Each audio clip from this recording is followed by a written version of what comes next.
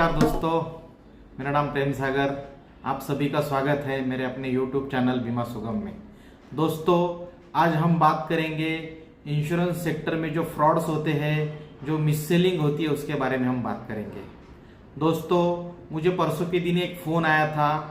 एक लेडीज़ थी जिसने कहा कि मैं बीमा लोकपाल से बोल रही हूँ, जबकि मैं पिछले 15 साल से इंश्योरेंस फील्ड से जुड़ा हूँ और मैं जानता हूँ कि बीमा लोकपाल कभी भी किसी कस्टमर को फ़ोन नहीं करता है। लेकिन दोस्तों, मैंने उससे बात की और समझने की कोशिश की कि वो क्या बोलना चाह रही है। दोस्तों, ऐसे ही कई लोगों को फ़ोन आते हैं, जैसे कि वो क्लेम करते हैं कि वो बीमा लोकपाल से बोल रहे हैं, IRDA से बोल रहे हैं, और भोले भाले लोगों को वो इंश्योरेंस सेक्टर में इस तरीके से फंसाते हैं। दोस्तों, इसमें उनका क्या फ़ायदा होता है? दोस्तों, इसमें उनको जो पॉलिसीज मिलती है उसके ऊपर उनको मोटा कमीशन मिलता है। दोस्तों, ये जो ब्रोकर्स होते हैं, थर्ड पार्टी ब्रोकर जिसको बोलते हैं, वो दिल्ली में कहीं बैठते हैं, कहीं दूर लोकेशन पे बैठ के आपको कॉल करते हैं और आपको गलत जानकारी देके, झांसा देके और आपको लालच देके वो आपसे पैसा निकलवाते हैं, पॉलिसी निकलवाते हैं। दोस्तों, जैसे मान लीजिए किसी बंदे को फ़ोन आया कि उसका पुराना पॉलिसी चल रहा था, वो बीच में बंद हो गया, उसका पैसा उनके पास पड़ा हुआ है, वो IRDA से बोल रहे हैं या बीमा लोकपाल से बोल रहे हैं। लोग आसानी से उनके झांसे में आ जाते हैं और अपनी जमा पूंजी गंवा बैठते हैं। दोस्तों, मैं सभी को अनुरोध करूंगा कि इस तरीके से जो फ्रॉड कॉलर्स होते हैं, जो ब्रोकर्स होते हैं, इनके झांसे में ना आए। आपको जानकारी के लिए मैं बता दूं दोस्तों, कोई भी पॉलिसी पे तुरंत कोई भी बोनस नहीं मिलता है या कोई भी पॉलिसी पे तुरंत कोई लोन नहीं मिलता है। कम से कम बोनस मिलने के लिए वो पॉलिसी मैच्योर होनी चाहिए। जो पॉलिसी ट्रेडिशनल पॉलिसीज होती है उसमें बोनस होता है, मगर वो मैच्योरिटी पे मिलता है। उसी तरीके से लोगों को ये झांसा दे के पॉलिसीज निकलवाई जाती है कि हम पॉलिसी के ऊपर लोन देंगे, इंटरेस्ट फ्री लोन देंगे। दोस्तों, इस तरीके से कोई लोन नहीं मिलता है, क्योंकि लोन लेने की भी जो कंडीशंस है उसके लिए पॉलिसी का कम से कम सरेंडर वैल्यू तक पहुंचना जरूरी है। दोस्तों, सरेंडर वैल्यू तब बनती है जब आपकी पॉलिसी रेगुलर है और 3 साल से ज्यादा होती है, तब उसमें एक सरेंडर वैल्यू बनती है। सरेंडर वैल्यू का फॉर्मूला एकदम सिंपल है। जैसे मान लीजिए आपने 1-1 लाख रुपए भरा है 3 साल तक, यानी आपने 3 साल में 3 लाख रुपए का प्रीमियम भरा है। अब उसकी सरेंडर वैल्यू होती है सर 1.25 लाख से लेके 1.5 लाख तक, और उसका भी 60% से ज्यादा आपको लोन नहीं मिलेगा। मतलब मोटा मोटा आपने 3 लाख रुपए भरा है तो 70 से 80 हजार से ऊपर आपको लोन नहीं मिल सकता है, वो भी ट्रेडिशनल पॉलिसीज में। रही बात, कोई भी कंपनी थर्ड पार्टी को अपॉइंट नहीं करती है अपने बोनस के लिए या अपने सर्विसिंग के लिए। दोस्तों, आपको अगर कोई भी पॉलिसी से जानकारी, पॉलिसी संबंधित जानकारी चाहिए तो आप उस इंश्योरेंस के ऑफिस में जाके इंक्वायरी करना चाहिए आपको, नहीं तो आपके साथ धोखा हो सकता है। ऐसे कई लोगों के साथ धोखा हुआ है और उनकी जो मेहनत की कमाई है, जमा पूंजी है दोस्तों, वो लूट चुकी है। बाद में जब वो पॉलिसी कैंसिल करने के लिए जाते हैं तो उसमें जो क्लॉज होता है फ्री लुक कैंसिलेशन का, वो 15 दिन का होता है। अगर आप डिस्टेंस मार्केटिंग से पॉलिसी लेते हैं, मतलब आप कोई टेलीफोनिक पॉलिसी लेते हैं, उस कंडीशन में आपका जो फ्री लुक कैंसिलेशन का पीरियड होता है दोस्तों, वो 30 दिनों का होता है। लेकिन बहुत सारी केसेस में ये जो फ्रॉड ब्रोकर होते हैं वो लोगों को एंगेज करके रखते हैं, अलग अलग उनको झांसा दे के उनको एंगेज करके रखते हैं, और जब लोगों को समझ में आता है तब तक उनका जेब खाली हो चुका होता है। कुछ केसेस में ऐसा होता है, लोगों की कई सारी पॉलिसियां निकाली जाती हैं, और जब वो कैंसिल करने के लिए जाते हैं दोस्तों, तो उनको पता चलता है कि फ्री लुक पीरियड तो खत्म हो गया है, ये पॉलिसी अभी कैंसिल नहीं हो सकती है। अब जिस बंदे को लोन का झांसा दिया गया है, वो उस पॉलिसी का प्रीमियम भरने के लिए भी किसी और से पैसा उधार लेके उसका प्रीमियम भरता है। अब वो रेगुलर प्रीमियम कहाँ से भरे? तो वो बेचारा हाथ मल के रह जाता है। जब वो पुलिस कंप्लेंट करने भी जाता है तो भी पुलिस वाले बोलते हैं कि सर आपने तो पैसा दिया था, आपको पॉलिसी मिल गई, फिर आपके साथ क्या हुआ है? लेकिन दोस्तों, ये जो इंश्योरेंस में आप ये पैसा वापस ले सकते हैं, आप इसमें कंप्लेंट कर सकते हैं। जो कंपनी की ग्रीवेंस सेल होती है उसमें भी आप कंप्लेंट कर सकते हैं। मार्केट में ऐसी कई सारी फर्म्स है जो आप इसमें आपको हेल्प कर सकती है। दोस्तों, सतर्क रहे, सावधान रहे, इस तरीके के झांसे में ना आए। कोई भी जानकारी ही आपको बचा सकती है।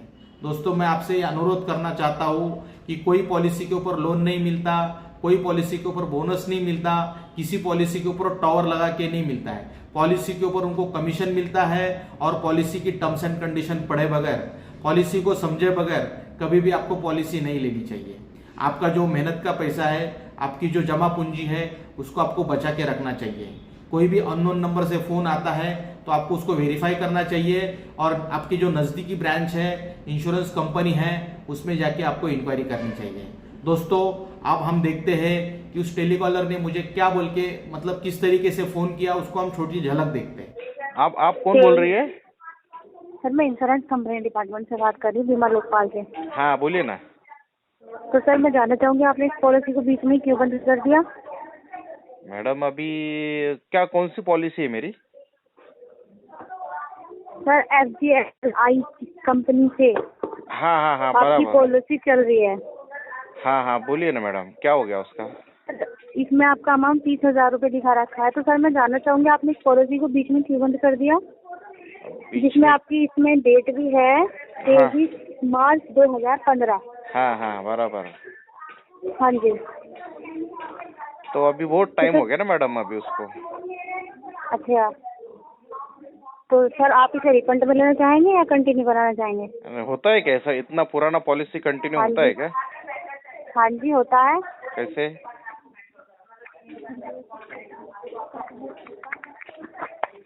सर कंटिन्यू करना आपको अपनी पॉलिसी को।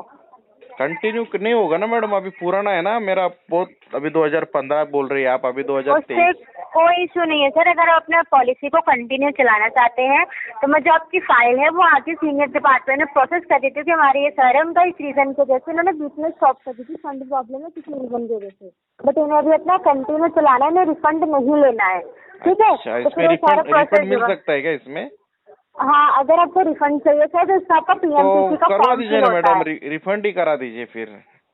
तो मैं आपको बता देती सर, अब सर रिफंड के लिए आपका PMPC का फॉर्म फिल होता है, प्रीमिक्योर पॉलिसी कैंसिलेशन फॉर्म। ठीक है अच्छा, सर? हाँ हाँ मैं आपको हाँ। व्हाट्सएप पे सेंड कर देती हूँ। व्हाट्सएप पे सेंड करने के बाद आप उसका प्रिंट आउट निकाल के भर के मुझे वापस सेंड करेंगे, ताकि मैं आगे से प्रोसेस मैनेजर पे फोन चला जाता है। ठीक है सर? अच्छा अच्छा, तो कितना हाँ, रिफंड मिलेगा चलिए। मैडम मेरे को इसमें? मैं आपको बता देती हूँ सर, आपका रिफंड कितना मिलेगा। आपका यहाँ पे जैसे 30,000 आपने प्रीमियम पे किया है, ठीक है? हाँ, हाँ। बोनस प्लस सब चार्ज लगा के जो टोटल अमाउंट आपको पे होगा वो 40,000 रुपये पे होगा सर। अच्छा अच्छा, हाँ जी। चलिए ना, करा दीजिए मैडम, फिर आज ही करा दीजिए रिफंड। तो मैं आपको PMPC का फॉर्म फिलअप सेंड कर देती हूँ सर। ठीक है? हाँ हाँ।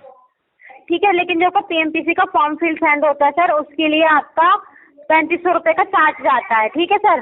अच्छा हाँ। नहीं उसमें से माइनस कर लो ना, 40,000 में से माइनस सर कर उसमें लो। से माइनस नहीं होता सर। ओके। अब जो गवर्नमेंट की न्यू गाइडलाइंस आई है उसके अकॉर्डिंग जो होता है कि अब आपके बैलेंस में से कोई भी चूज होता है कट नहीं कर सकते, चाहे वो अपना लोन सेंड कराए, चाहे रिफंड वापस ले, चाहे कुछ भी कराते हैं। लेकिन ये जो गवर्नमेंट की नई गाइडलाइंस है सर, पता है क्या होता है कि जैसे कि जो कमीशन वाले होते हैं ना सर, बीच में जो थर्ड पार्टी बैठी होती है, हाँ हाँ हाँ।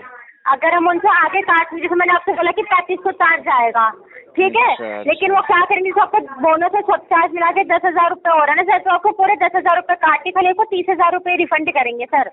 और आपको जो आपको जो बोनस और सब चार्ज एक्स्ट्रा अमाउंट मिलता है वो आपको वो नहीं देते हैं, वो अपना फिर इंसेंटिव है उसमें रख लेते हैं। अच्छा, तो अभी आपका इस वजह मतलब कौन से स्टेट से बोल रही है अभी आप?